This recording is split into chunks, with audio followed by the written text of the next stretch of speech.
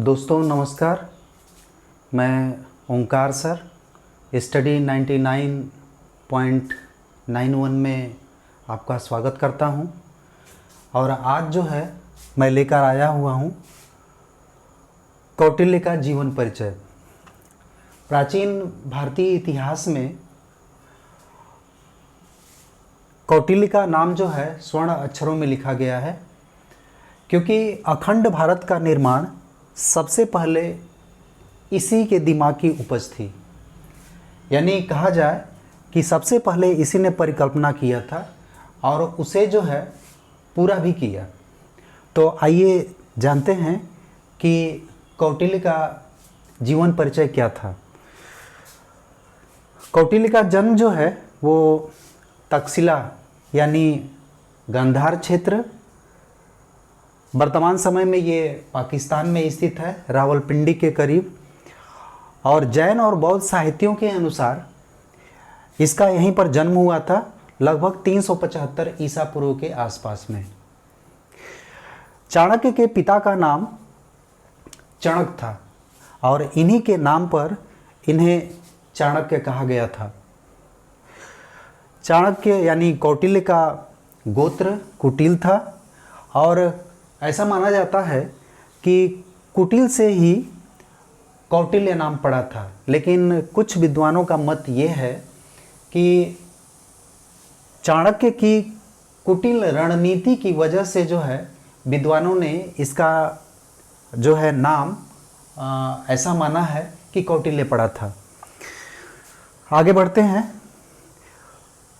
कौटिल्य के बचपन का जो नाम था, जो इसके पिता ने रखा था, वो मूल नाम था विष्णुगुप्त। और इसकी शिक्षा जो दीक्षा है वो तक्षशिला विश्वविद्यालय, ये प्राचीन भारतीय इतिहास में अगर हम देखा जाए तो तक्षशिला विश्वविद्यालय सबसे प्राचीन विश्वविद्यालय है। और ऐसा माना जाता है कि तक्षशिला के एक राजा थे जिनका नाम तक्ष था और उन्होंने ही जो है तक्षशिला विश्वविद्यालय की स्थापना की थी। ये पश्चिमोत्तर भारत में पड़ता है और वर्तमान समय में ये पाकिस्तान में स्थित है। आगे चलकर यहीं पर जो है कौटिल्य यानी चाणक्य ने शिक्षा दीक्षा प्राप्त की और आगे चल कर के ये आचार्य भी यहाँ का नियुक्त हुआ था।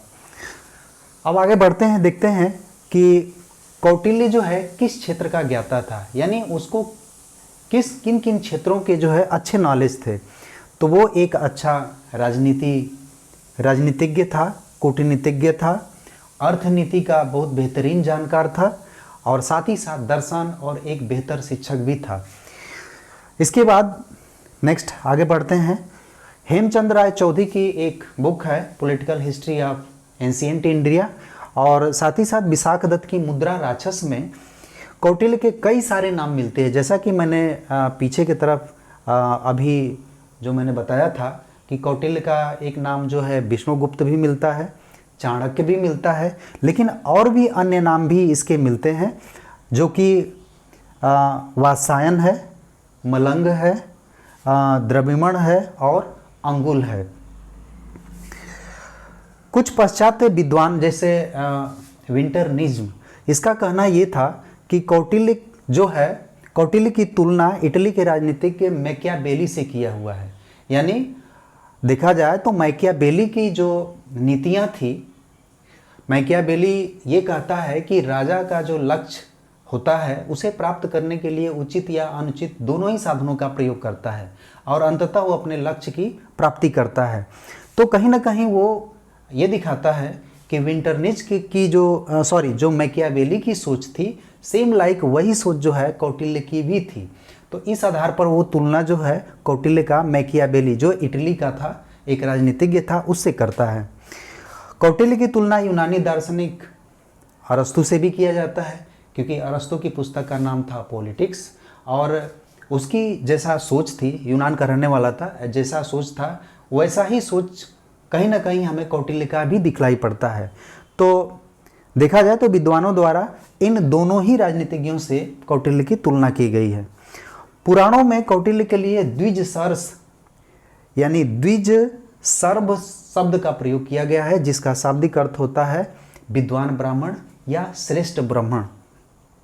चलिए नेक्स्ट आगे देखते हैं। कौटिल्य को मगध के नंदवंशीय राजा घनानंद ने अपमानित करके दरबार से बाहर कर दिया था। तो इसके पीछे की एक घटना है। वो घटना ये है कि जो है कौटिल्य या चाणक्य ये चाहता था कि जो मध्य भारत में विशेष रूप से जो मगध का राजा था, उस समय वो नंद राजा था और पश्चिमोत्तर भारत की तरफ से लगातार विदेशियों के आक्रमण हो रहे थे। तो कौटिल्य को ऐसा आभास हुआ कि हो सकता है भारत को विदेशी आक्रांता जो है वो विजित कर ले। तो इसको देखते हुए वो जो है मदद के लिए घनानंद के पास गया और उसके सामने जो है एक प्रस्ताव रखा कि वो जो है पोरस की मदद करे। और पोरस एक राजा था जो पश्चिमोत्तर के क्षेत्रों में था और घनानंद चाहता था कि चाणक्य चाहता था कि घनानंद जो है पोरस की मदद करे और ये दोनों ही मिलकर के जो है विदेशियों को पश्चिमोत्तर के क्षेत्रों से बाहर खदेड़ दे। लेकिन घनानंद जो है इसके लिए तैयार नहीं हुआ और दूसरा ये भी किया कि अपमानित करके चाणक्य के जो है वो राज दरबार से बाहर करा दिया। तो यहाँ पर काफ़ी अपमानित होता है चाणक्य यानी कौटिल्य और अपनी शिखा को जो है वो खोल देता है और प्रतिज्ञा करता है कि जब तक नंद वंश का हम नाश नहीं कर लेंगे तब तक जो है हम चैन से बैठेंगे नहीं। इसके बाद वो जंगल के रास्ते की तरफ जो है वो लौटता है। रास्ते में ही उसकी मुलाकात होती है चंद्रगुप्त मौर्य से, जिसकी उस समय उम्र जो है 13 वर्ष होती है और उस समय वो जो है एक राजकीलकम नाम का खेल खेल रहा था, जिसमें कि जो है एक राजा बनता है, साथ ही साथ उसके साथी बहुत सारे हैं जो मंत्री बनते हैं और ये एक जजमेंट का काम करता है जो बहुत ही बेहतर करता है और इससे कौटिल्य प्रभावित होता है। कौटिल्य जब प्रभावित होता है तो उसके बारे में जानकारियाँ प्राप्त करता है और ऐसा माना जाता है कि कौटिल्य ने जो है एक मुरा नाम की स्त्री से जो है इसको खरीदा था और लगभग 48,000 पर्ण में इसे चंद्रगुप्त मौर्य को खरीदा था।